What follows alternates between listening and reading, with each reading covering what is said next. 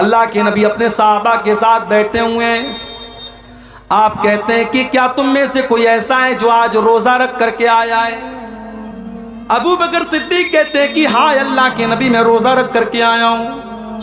آپ پوچھتے ہیں کیا کوئی ایسا ہے جس نے آج کسی غریب کو کھانا کھلایا ہے؟ ابو بکر صدیق کہتے ہیں ہاں اللہ کے نبی میں نے ایک غریب کو کھانا بھی کھلایا ہے.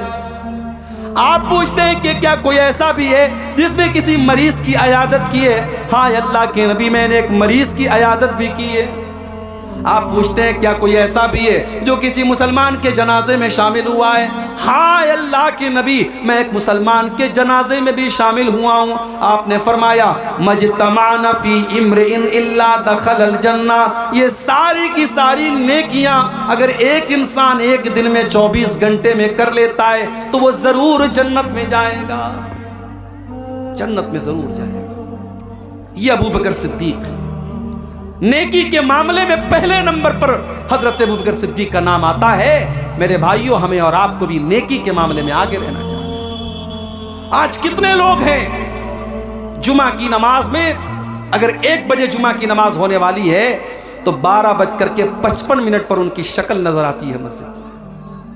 اللہ کے نبی فرماتے ہیں کہ جمعہ کے دن جو سب سے پہلے آتا ہے اسے اللہ کی راہ میں اونٹ صدقہ کرنے کا ثواب ملتا ہے. جو بعد میں آتا ہے اس کو گائے صدقہ کرنے کا ثواب ملتا ہے. جو اس کے بعد آتا ہے اس کو دمبا، جو اس کے بعد آتا ہے اس کو مرغی، جو اس کے بعد آتا ہے اس کو انڈا اللہ کی راہ میں صدقہ دینے کا ثواب ملتا ہے. اور جب امام خطبہ دینے کے لیے آتا ہے تو یہ ثواب لکھنے والے فرشتے ثواب لکھنا بند کر دیتے ہیں اور وہ بھی امام کا خطبہ سننے لگتے ہیں. ہم لوگ تو اتنے بدنصیب ہیں کہ اونٹ چھوڑ دو، گائے چھوڑ دو، دمبا چھوڑ دو، بکرا چھوڑ دو، مرغا چھوڑ دو، انڈا چھوڑ دو. کتنے بدنصیب ایسے لوگ ہیں کہ جمعہ کے دن وہ تب آتے ہیں جب امام کا خطبہ اسٹارٹ ہو جاتا ہے، بلکہ جماعت شروع ہونے کے 5 منٹ پہلے وہ مسجد میں آتے ہیں. ایسا نہیں ہونا چاہیے میرے بھائی. اسلام آپ کو نیکی کے معاملے میں آگے آگے رہنے کا حکم دیتا ہے.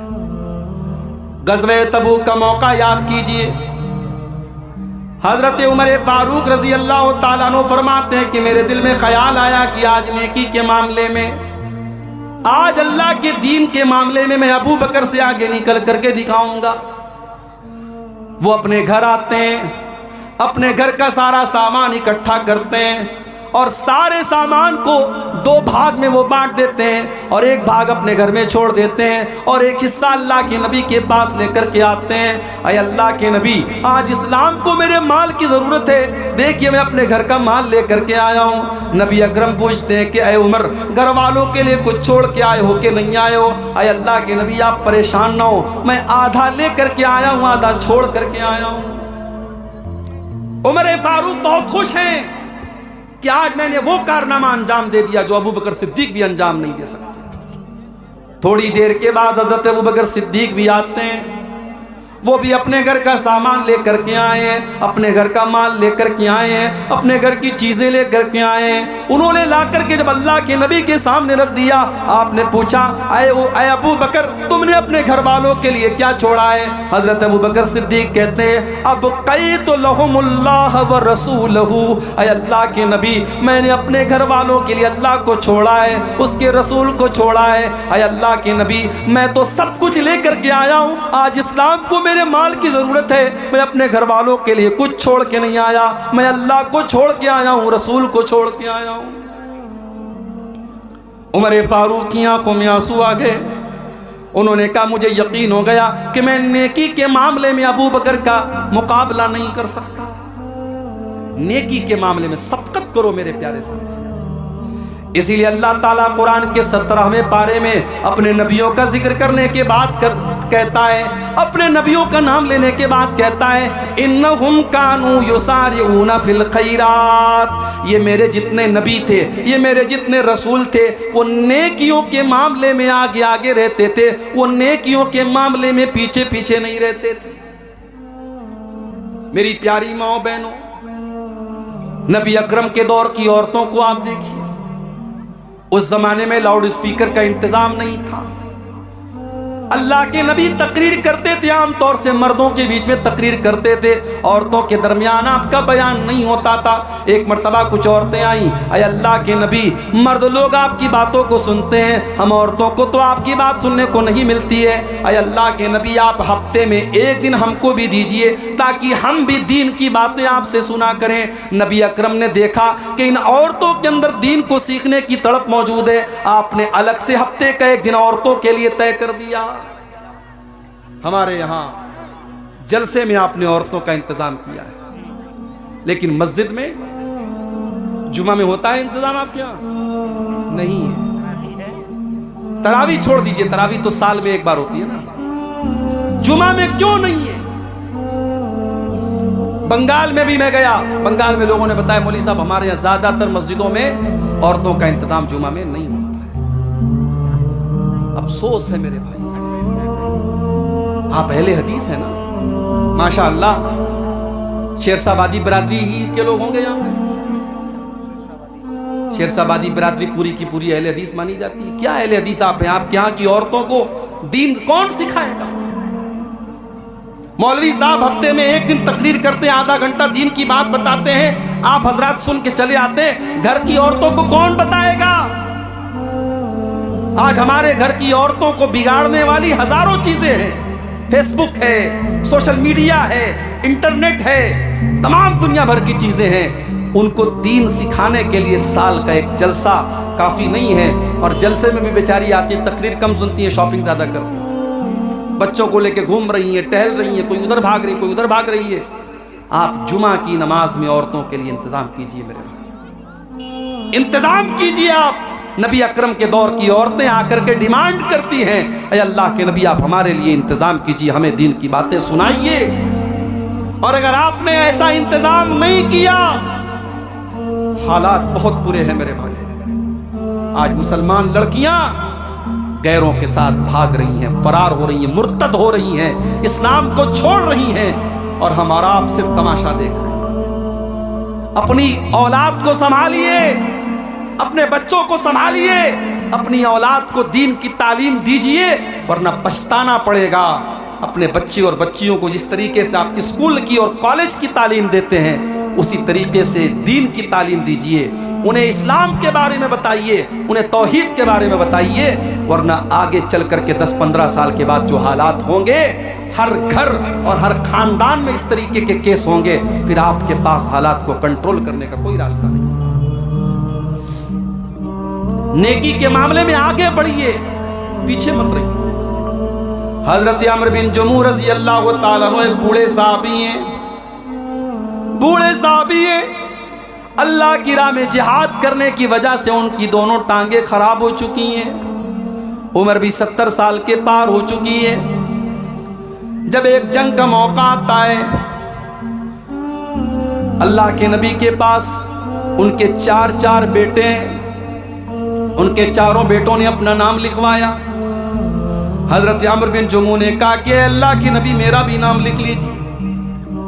بیٹوں نے کہا ابا جان آپ نے ساری زندگی اسلام کی خدمت کی ہے، آپ کی دونوں ٹانگیں اسی میں خراب ہو چکی ہیں، اے ابا جان ہم آپ کی طرف سے جا ہی رہے ہیں، آپ کے 4 بیٹے اللہ کی راہ میں جا رہے ہیں، اے ابا جان آپ گھر میں آرام کیجیے، آپ کی ضرورت نہیں ہے۔ باپ نے کہا نہیں، ٹھیک ہے میں لنگڑا ہو چکا ہوں، ٹھیک ہے میری ٹانگیں کام نہیں کر رہی ہیں، مگر میرے بازوؤں میں آج بھی طاقت ہے، میں دشمنوں کے چھکے چھڑا سکتا ہوں، میں اللہ کی راہ میں جہاد کرنا چاہتا ہوں، تم کون ہوتے ہو مجھے روکنے والے؟ باپ اصرار کر رہا ہے، بیٹے منع کر رہے ہیں، معاملہ اللہ کے نبی کے پاس آتا ہے، بیٹے کہتے ہیں اللہ کے نبی میرے باپ کو سمجھائیے، ان کو بتائیے، وہ تو بوڑھے ہو چکے ہیں، ان کی دونوں ٹانگیں کام نہیں کر رہی ہیں۔ اللہ کے نبی نے حضرت عمرو بن جموح سے کہا کہ آپ مت جائیے، آپ کو ضرورت نہیں ہے، کہا اے اللہ کے نبی میں چاہتا ہوں کہ میں اس جنگ میں جاؤں اور میں شہید ہو جاؤں اور میں اپنی انہی لنگڑی ٹانگوں کے ساتھ میں جنت میں چلا جاؤں۔ نبی اکرم نے ان کا جذبہ دیکھا، ان کے دل کا جذبہ دیکھا۔ آپ نے بیٹوں سے کہا جانے دو، ان کو اللہ کی راہ میں جانے کا شوق ہے، ان کے اندر جذبہ جہاد ہے، ان کو روکو مت، ان کو جانے دو۔ چنانچہ جنگ ہوتی ہے اور حضرت عمرو بن جموح اللہ کی راہ میں جہاد کرتے ہوئے اسی حالت میں شہید ہو جاتے ہیں۔ یہ تھے نبی کے صحابہ، نیکی کے معاملے میں آگے آگے رہنے والے۔ ہم اور آپ نیکی کے معاملے میں پیچھے رہتے ہیں، انتظار میں رہتے ہیں کہ ہمیں کوئی جب موٹیویٹ کرے گا، جب کوئی کہے گا تب ہم یہ کام کریں گے۔ میرے پیارے ساتھیوں، نیکی کے معاملے میں آپ آگے بڑھیے۔ نبی اکرم کے صحابہ کو آپ دیکھیے، عبداللہ بن مسعود رضی اللہ تعالیٰ عنہ بہت بہترین قرآن پڑھا کرتے تھے، اتنا اچھا قرآن پڑھتے تھے کہ ایک مرتبہ اللہ کے نبی راستے سے جا رہے تھے، عبداللہ بن مسعود کے قرآن کی تلاوت کی آواز آپ کے کانوں میں پڑی۔ آپ نے فرمایا جس کو قرآن بالکل تازہ تازہ سننا ہو وہ عبداللہ بن مسعود کے منہ سے قرآن سن لے۔ آج ہے آپ کے درمیان ایسے قرآن پڑھنے والے ہیں؟ قرآن پڑھنے والا کوئی ہوتا بھی ہے تو اس کے پھٹے کپڑوں کی وجہ سے ہمیں لگتا ہے یہ مدرسے میں پڑھنے والا بچہ ہے، ہم اس کو حقارت کی نظر سے دیکھتے ہیں۔ اسکول میں ٹائی اور پینٹ اور کوٹ پہن کر کے جانے والا ہمیں اچھا لگتا ہے، اور مدرسے میں پھٹا پرانا کپڑا پہن کر کے پڑھنے والا، دن بھر قرآن کی تلاوت کرنے والا ہمیں برا لگتا ہے۔ میرے پیارے ساتھیوں، اس اسکول کے سوٹڈ بوٹڈ بچے سے بہتر ہے اس مدرسے میں پڑھنے والا میلا کچیلا کپڑا پہن کر کے دن رات قرآن پڑھنے والا، اس لیے کہ اللہ کے نبی فرماتے ہیں خیرکم من تعلم القرآن وعلمہ، تم میں سب سے بہترین انسان وہ ہے جو قرآن کو سیکھتا ہے اور سکھاتا ہے، قرآن کو پڑھتا ہے اور پڑھاتا ہے۔ عبداللہ بن مسعود اتنا اچھا قرآن پڑھتے تھے، اللہ کے نبی نے فرمایا کہ جس کو سننا ہو قرآن بالکل تر و تازہ، وہ عبداللہ بن مسعود کے منہ سے قرآن سنتے۔ جب اللہ کے نبی نے یہ بات بیان کی، حضرت عمر فاروق کے دل میں خیال پیدا ہوا کہ یہ بات عبداللہ کو بتانی چاہیے۔ انہوں نے رات کے 12 بجے، آدھی رات کو انہوں نے جا کر کے عبداللہ بن مسعود کے دروازے کو کھٹکھٹایا۔ عبداللہ بن مسعود نے دروازہ کھولا، دیکھا حضرت عمر آئے ہیں۔ کیا بات ہے عمر، کیوں آئے ہو؟ آئے عبداللہ، مجھے معلوم ہے کہ یہ وقت مناسب نہیں تھا، رات کے 12 بج رہے ہیں، آدھی رات ہو چکی ہے، لیکن میں تمہیں ایک بات بتانا چاہتا ہوں، اللہ کے نبی نے تمہیں ایک خوشخبری دی ہے۔ کیا خوشخبری دی؟ کہا ہے عبداللہ، نبی اکرم نے آج تمہاری تلاوت کی آواز سنی تھی تو نبی اکرم نے فرمایا تھا کہ جس کو قرآن سننا ہو، بالکل تازہ تازہ قرآن سننا ہو، وہ عبداللہ کے منہ سے قرآن سن لے۔ میں نے سوچا کہ میں آدھی رات کو میں جا کر کے تم کو بتا دوں تاکہ سب سے پہلے میں یہ خوشخبری تمہیں سنا دوں۔ ایک مسلمان کو اچھی خبر دینے میں بھی ثواب ملتا ہے، میں یہ خبر تمہیں سنانے آیا ہوں۔ حضرت عبداللہ نے کہا کہ آپ نے تھوڑا سا لیٹ کر دیا، تھوڑا سا آپ نے ڈیلے کر دیا، تھوڑا سا لیٹ کر دیا۔ ابھی تھوڑی دیر پہلے حضرت ابو بکر صدیق آئے تھے اور انہوں نے یہ خبر مجھے دے دی ہے۔ حضرت عمر نے پیشانی پکڑ کے کہا کہ اے ابو بکر، عمر تیرا مقابلہ نہیں کر سکتا۔ میرے پیارے ساتھیوں، یہ نبی کے صحابہ تھے جو نیکی کے معاملے میں سبقت کرتے تھے۔ آج ہم کاروبار میں سبقت کرتے ہیں، زمین جائیداد میں سبقت کرتے ہیں، دنیا کے عیش و آرام میں سبقت کرتے ہیں، لیکن ہم جنت کے لیے سبقت نہیں کرتے۔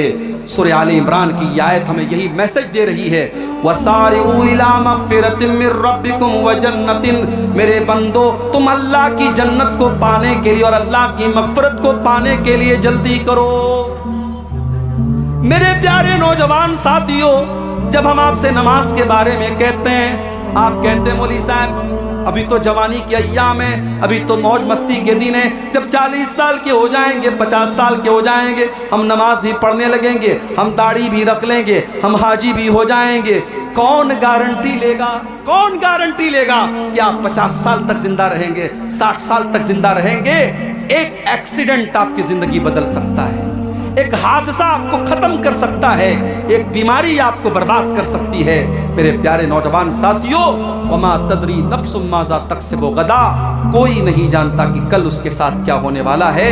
اس لیے کل نہ کر، کل کا کوئی بھروسہ نہیں، کل تو کل ایک پل کا بھروسہ نہیں، فکر عقبا کی کر آج ہی بے خبر، فکر عقبا کی کر آج ہی بے خبر، کل نہ کر، کل کا کوئی بھروسہ نہیں، کل تو کل ایک پل کا بھروسہ نہیں، کر عبادت خدا کی جوانی میں تو، کر عبادت خدا کی جوانی میں تو، کل بڑھاپا تیرے سر پہ آ جائے گا، کل بڑھاپا تیرے سر پہ آ جائے گا، قوت دست و پا ختم ہو جائے گی، قوت دست و پا ختم ہو جائے گی، پھر عبادت کا کوئی بھروسہ نہیں، کل کا کوئی بھروسہ نہیں ہے میرے نوجوان ساتھیوں۔ نیکی کے معاملے میں سبقت کرو، مثال دے دنیا کہ ہاں یہ لڑکا نیکی کے معاملے میں آگے رہتا ہے، مسجد میں نماز پڑھنے جاؤ تو پہلی صف میں رہو، عبادت کے معاملے میں سبقت کرو۔ کسی کو دھوکہ دینا کیسا ہے؟ بہت اچھا کام ہے، دیا کرو بھائی دھوکہ۔ اب یہ سب پوچھنے کی بات ہے؟ جو امام صاحب اکثر جھوٹ بولے، والدین کی نافرمانی کرے اور کبھی کبھار چوری کرے، اس کی امامت میں نماز پڑھنا کیسا ہے؟ لگ رہا ہے امام صاحب سے دشمنی ہو رہی ہے، یہ لگ رہا ہے بالکل کیمرہ لگا کے بیٹھا امام صاحب کتنا جھوٹ بول رہا ہے، کتنی نافرمانی کر رہا ہے، کتنا چوری کر رہا ہے۔ دیکھیے امام جو ہوتا ہے، امام ایسے انسان کو بنانا چاہیے جو قرآن اچھا پڑھتا ہو، عالم ہو اور دیندار بھی ہو۔ ایسا کبھی کبھی ہوتا ہے کہ ایک انسان عالم ہے لیکن دیندار نہیں ہے، تو نماز کی امامت ایک اونچا مقام ہے، یہ ہر انسان کو نہیں دینا چاہیے، تو ایسے انسان کو امام نہیں بنانا چاہیے۔ اگر ایسا انسان امام ہے، نماز ہو جائے گی آپ کی نماز پر کوئی فرق نہیں پڑے گا، مگر ایسے انسان کو امام نہیں بنانا چاہیے جو کھلم کھلا یہ سب کام اگر کر رہا ہے، جھوٹ بول رہا ہے، والدین کی نافرمانی کر رہا ہے، چوری کر رہا ہے، ایسے انسان کو امامت نہیں دینا چاہیے۔ عمر دراز آدمی کا اگر بار بار پیشاب آ جائے اور کپڑا ناپاک ہو جائے، علاج و معالجہ سے بھی مایوس ہو چکا ہو، تو ایسے انسان کو نماز پورا کرنے کے لیے کیا طریقہ اپنانا چاہیے؟ بس سیدھی سی بات ہے، فاتقوا اللہ ما استطعتم، اللہ سے جتنا ڈر سکتے ہو ڈرو۔ جس انسان کو یہ پرابلم ہے کہ اس کا پیشاب رکتا ہی نہیں ہے، قطرہ قطرہ بہتا رہتا ہے، تو اب ظاہر ہے وہ مجبور ہے۔ اگر وہ علاج کرا چکا ہے اور علاج سے بھی کوئی فائدہ نہیں ہو رہا ہے، تو ایسا انسان نماز اسی حالت میں پڑھے گا، لیکن ہاں ہر نماز کے ٹائم وہ نیا وضو کرے گا۔ ظہر میں مان لو اس نے وضو کیا، بیچ میں اس کو ہوا خارج نہیں ہوئی، پاخانہ کرنے کے لیے وہ نہیں گیا، لیکن تب بھی عصر کا ٹائم آئے گا وہ پھر سے وضو کرے گا، اس لیے کہ یہ بیماری جس کو ہے اس کے لیے حکم ہے کہ وہ ہر نماز کے ٹائم الگ سے وضو کرے۔ اسی طریقے سے بعض لوگوں کو ہوا خارج ہونے کی بیماری ہوتی ہے، ان کو ہر منٹ پر ہوا خارج ہوتی ہے، وہ ہر طریقے کا علاج کرا چکے ہیں لیکن ان کا مسئلہ حل نہیں ہوتا ہے، تو ان کے بارے میں بھی صحیح مسئلہ یہی ہے کہ وہ اسی حال میں نماز پڑھیں گے، وضو کریں گے اور نماز پڑھیں گے۔ جامع مسجد میں جگہ کی قلت ہے، مسجد کے ارد گرد بھی جگہ خالی نہیں ہے، اس لیے مسجد کو دوسری جگہ منتقل کرنا چاہتے ہیں، ایسی صورت میں مسجد کی پرانی زمین کو فروخت کر سکتے ہیں یا نہیں؟ جبکہ منتقل شدہ مسجد کی زمین صرف 250 فٹ کی دوری پر ہے۔ اب دیکھیے یہ مسئلہ تھوڑا سا پیچیدہ ہے، اس کے بارے میں تحقیق کرنی پڑے گی کہ اب یہ جو سچویشن ہے، جیسے کبھی کبھی ایسا ہوتا ہے کہ مسجد کی جو جگہ ہے وہاں پہ ہائی وے نکل رہا ہے، تو ہائی وے جب نکل